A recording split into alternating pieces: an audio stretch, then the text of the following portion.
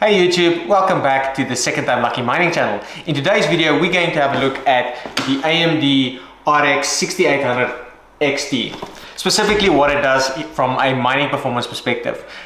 We're going to have a look at the specifications, the mining performance, and then my opinion of using this card almost for the last month, or a little bit more than a month. But first, let's have a look at the card itself. I've got 3 cards in my mining operation at this moment, or really only 2 mining in the mining rig, but 1 in my gaming machine. So, I can say from a gaming perspective, I've been more than happy with the AMD RX 6800 XT. It's been a good performer. I don't really use the features that it's missing. So from a gaming perspective, it's supposed to compete with the 3080 or slightly cheaper than the 3080. But there's some key features that's missing from the card. So more notably, the ray tracing performance is not as good. It doesn't have DLSS, but it does have FSR, and then it doesn't have the NVENC encoder. So from a gaming perspective, it's okay if you're just talking about rasterization. So let's have a look at them physically. I've got 2 cards, both of them power color models. The one is this big bad red devil. So have a look at this. It's absolutely beautiful. Look how thick it is. So this is how thick the card is. It's got a massive heatsink. It goes beautiful red as well. It's got a BIOS toggle that I haven't really fiddled with. So this is the, I actually bought this model secondhand from somebody that didn't want it anymore. So got a good deal on that. I then bought this one on top. So this is the Red Dragon one. So have a look at the Red Dragon. So you can see it's also a 3-fan card. It is not as thick as the other one. So let's see if I can put them side by side so you can get an idea. So if I've got both cards next to each other, this is sort of what they look like. But yes, the Red Dragon's got the Red Dragon logo at the back, and again it's still a thick graphics card, and the cooling is great, and then we'll talk about the mining performance, but that's physically what they look like. So let's jump into the computer and talk about the specifications and then the mining performance on some of the coins that I mine. If you like this type of videos, please like the video and maybe consider subscribing. But anyway, let me jump into the computer. Back on the computer. So as normal, I've got tech power up when I look at specifications. So I really like the site for that. So looking at the top, you can see I've got the 6800 XT. So it makes use of the Navi 21 die. So that's the same die that is shared with the 6900 XT and also the little brother, the 6800. The only difference is obviously the cores, TMUs and ROPs between those 3 cards. From a memory perspective, so the big thing here, you can see it's got 16 gigs of RAM. So from a miner perspective, that's way too much, or we don't really need that. But from a gaming perspective, it's always nice to have more from a future proofing perspective. So, games in the future, if you're running at 1440p or whatever, they might consume more RAM. So when you compare this to a 3080, this is great. Unless you've got the new 12 gig 3080, which is going to be overpriced in any way. Next is the memory type. So you can see it's got GDDR6. So it's similar to a 3070, but not the same GDDR6X that gets very hot that you find in a 3070 Ti or the 3080 or 3090. I think Micron makes that, if I'm not mistaken. The bus width, again, this is important from a mining perspective. So 256-bit bus, so it's not the biggest bus out there, but I guess it's okay. If I scroll a little bit down, what I like to look at is the relative gaming performance.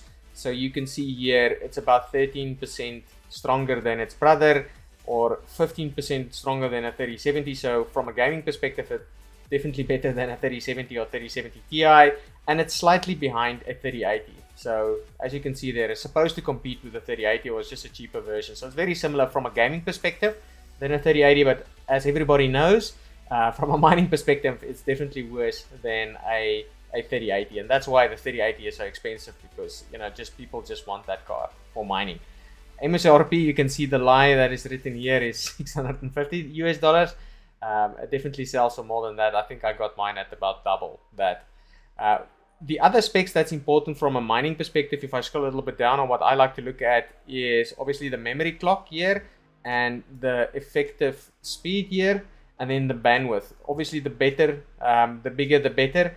So I like to look at these clock speeds specifically when I mine stuff like Flux or Raven, because that's sort of where we're going to go and tune the clocks to either get more or less, or find out where's the best band from an efficiency point of view.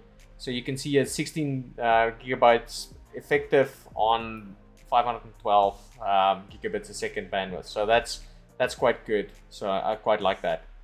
Anyway, so let's move on to the actual mining performance.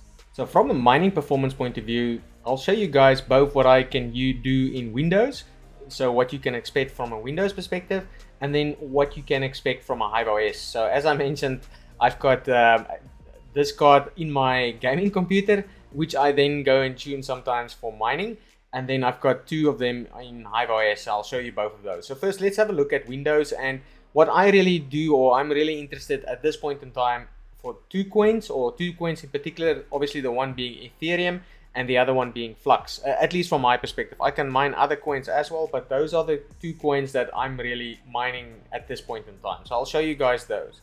So looking at it, so I guess first the most profitable coin, which is Ethereum at this point in time. So let me show you Ethereum. So let me just open up my overclocks. So what I just use the Radeon software, and let me show you. I go to tuning, and then I've got, so you can enable all of these GPU tuning, advanced control, the memory, the fan control, and the power settings. So you can open up each one of these and then tune it. I've got a profile already saved, so let me show you that. Just remember where the save button is. So if I open up this, and then I've got a mining specific one, so you can see there. And this one really is for Ethereum. So what it is, you can see here, the minimum clock as low as it can go, which is 500. The max frequency, you want that at 1250. Again, this is just my overclocks. The voltage, again, as low as it can go. So you can get this voltage lower, but then you need to go and fiddle with the BIOS of the card, which I don't really want to do on my gaming card. But if you're interested in that, I think Son of a Tech has got a good video out on that. I'll leave a link in the video description, or I'll tag it at the top, so for you to go and have a look at that if you're interested in that. But from a Windows perspective, if you don't want to fiddle with it, just take it as low as you can. From a RAM perspective, overclocks, enable fast timing, and then as much as you can pump it, and then bring the power down as low as you can go. And if I open up, let me just open it up here. I've got Team Red Miner for Ethereum, so let me just click on that and show you guys what I can expect. So it gets about 64 mega hashes when I mine Ethereum, so it's not bad. So what you see in what to mine is more or less what you can get. So I think the what to mine statistics for a 6800 XT for Ethereum mining is actually accurate. So let's just give it a sec to populate. It's slowly starting to creep up. Obviously not super quick, and I'm using the same device for recording, so I do expect this to be a little bit lower than what it is normal, but you should be expecting anything between 60 and 63, in my opinion, mining in Windows with the current settings that I have. So the important thing is you're getting about a little bit more than 60 mega hashes at around 150 watts. So if I show you the other side of the coin, so let me show you something that's a bit more core heavy, so something like Flux. So let me just stop this miner quickly, stop that, and let me just change this. So what I like to do from an overclock perspective when mining something like Flux or Raven is have my clock at around 2200. See how low I can bring that, and then take this a little bit down. My memory, the wattage as low as I can bring it. Minimum doesn't really matter. So let me just apply this, and then let me start my Flux miner. I think I use LOL miner. Let's just have a look. So what I do notice is when I mine, let's have a look. So when I use or when I mine Flux, it moves around a lot. So I haven't found Flux where I can get the same hash rate consistently between hashes. So you can see it does, I can get it to use about 200 watts with these overclocks, around 60 sols, 60 solutions a second. So that's the best that I can do. You'll see spikes like this. So this is sort of what you will see in what to mine. So I think what to mine has got like 65 or 64 is what they say you can mine, which you can see I can get. So I can get 65 there. But what I find is it's not consistent. So I'll see it drop to the high 40s as well, or in the 50s, around the 50s, and then all of a sudden it will move up again to 65. So it really goes up and down. So I think it's reporting 65 now, but if I look at it over an extended period of time, it will be different. The wattage, as you can see here, with the overclocks that I have in Windows, it's about 200 watts on 65 megahashes. So I think what to mine is saying 150 watts. I have no idea how they get 65 sols with that, but I'm still trying to figure that out. But anyway, so that's from a Windows perspective, the two coins that I mine. So either Ethereum or Flux. And these are the overclocks that I use and get. Again, as I mentioned, you can do more if you mod the BIOS slightly, but yeah, it's not something that I'm planning to do on my gaming card at all. So you can see here, it's now even reporting 69. So I'm not sure where this is coming from. It's definitely the highest. So thank goodness I'm recording it, so somebody can't say I'm not lying. So that's the highest that I can get here. Anyway, so let's go and jump into HiveOS. Okay, so here I am in HiveOS. So you can see what I'm currently using is Phoenix Miner, because my mining rig has got a mix of 2070s and between AMD and NVIDIA cards. And what I find is that works best for me just using that specific miner. And with that, looking at my overclocks and what you would see here, I get close to 64 megahashes, at least on the one card, the other one 63.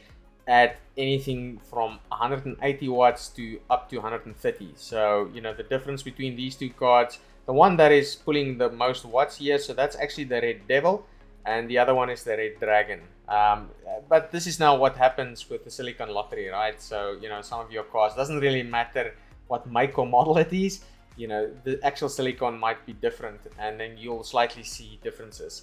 But I can get easily sometimes more mega hashes from these cards, but that's when I use different miners. But I'm not always sure if they are reporting accurately, for that matter. But looking specifically at Ethereum, I think this is sort of consistent. If you look at the temperatures, and this is probably, in my opinion, one of the big pros for these two big fat cards, is no matter what I mine, they are cool on both the core and the memory. So I really don't have temperature issues, and it's actually a hot day outside. So I'm not sure if you can see here, but it's 28 degrees Celsius. So from a Fahrenheit perspective, it's 82. So it's not really a cool day. Here where I am, it is summer. So it's pretty hot. It's like 2 o'clock in the afternoon. So, and still I don't have any heat problems. As opposed to, you can see here my problem child, this RTX 8000. This thing is hot no matter what. The fan is always 100% and it's 70 degrees. Anyway, so this is my overclocks that I use. On the core, 640 millivolts. I can sometimes take, I sometimes play a little bit with the memory. So I think stable is 1050. So, even though I've got 1075 here, I generally play with that depending on the temperatures of the day and am I getting lots of restarts. But you can see here it's been consistent for me over a lot of period of time, and that's what you want out of your mining rig, right? So you want to find the overclocks that sort of works for you, where you get these consistencies. This gap that you see here, that's sort of when I shot the video, so I had to switch off the miner, take out the card, shoot the little intro. Anyway, so that's what it is from a Ethereum perspective. So let's show you something like Flux on HiveOS. All right, so here we are mining Flux, and as you can see, I'm using Gminer, mining Flux, and then as you can see here, unfortunately, I can't seem to get the 6800 XTs to perform the same as what they do in Windows. So, I mean, as you guys saw in Windows, it was almost 69 solutions a second, but using HiveOS in Linux, I can really only get, I can briefly get 60, but then it starts tapering down. And even if I do the overclock similar to what you would see in Windows, it just doesn't work in Linux. So I still haven't figured that out. If anybody has done that, or at least what they reported in What2Mine, I think What2Mine, they report like 64 sols using 140 watts. So if you can do that, please tell me what is your overclocks. I'd love to see it. But I'm still struggling to figure that out. But for now, this is the best that I can do for mining Flux on my 6800 XT. So you can see here about 55 sols, and then clocked at 2.2 gigahertz. You can play around to these a little bit higher or lower, and depending on the voltage. So you can see the one that's the exact same as Windows, and I get 54 as opposed to the I just wanted to refresh. I got a fright there when I saw the fan is at 0%, so that's obviously not normal. But here you can see the voltage is a little bit higher, similar to what the Windows voltage is. And then my core is 225, and that's what I had the core in Windows in anyway as well. So it's about 10 solutions less on the card compared to Windows, which is not great. But what you're also probably noticing here is the temperatures on the GeForce 2070, so that gigabyte card. So even after repasting on a hot day like today, I still have issues with mining Flux, unfortunately. So that's sort of why, on cooler days, I'll mine Flux. And then on the hot days, I'll just mine Ethereum, because Ethereum is like the best for me, at least when the temperatures are hot outside. Now, let's go into the profitability. Is it profitable to use this card? So let's go to What2Mine. So let me just click on What2Mine here at the top. Looking at What2Mine, let me just click on the 6800 XT here at the top. So the Ethereum hash rate is more or less correct. So 64 mega hash is 150 watts. So yeah, it's about that.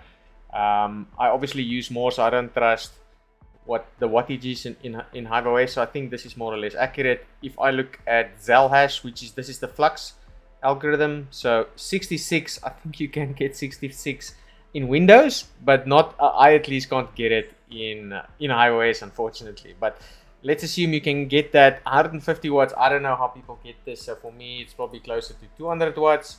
So I'll just change that and hit calculate.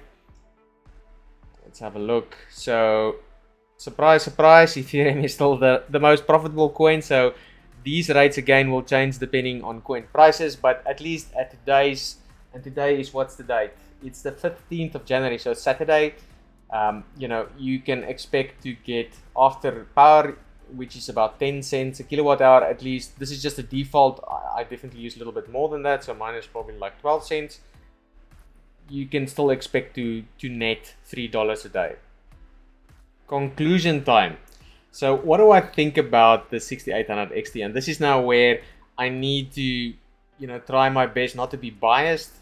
So, I mean, as you guys know, I bought a 6800 XT specifically for gaming last year. So, I do love the card from a gaming perspective, but, I need to look at it objectively, specifically for mining. So let's have a look at that. So what I like to do is compare, because you can't really just look at one card. You need to look at the competition and what else you can buy with your money. So let me just open up my little Excel. So I'll show you guys here. Okay, so here we go. So by the way, this is the same Excel that I use for my benchmarks. It's linked on my channel, so please feel free to have a look at it or glance at it if you want.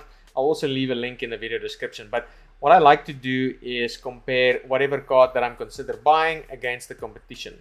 And so what I have here is I've got the 6800 XT compared against a 6800, so its little brother, the 3070 LHR and the 3070 Ti. So the reason why I don't have a 3080 on here, because it costs a lot more than a 6800 XT, or at least at this point in time in my region. And again, pricing will differ depending on the region, so you sort of need to look at your own pricing. But at least for me, these cards are more or less in the same price bracket, and making a choice on that. So what I look at now from a conclusion perspective is, okay, so what is it mining today? So as you saw from a profitability, it's great at Ethereum mining. So while I'm mining Ethereum, it's hell of a profitable. So it's better than the 3070, better than 3070 LHR, and it's the same as the 6800.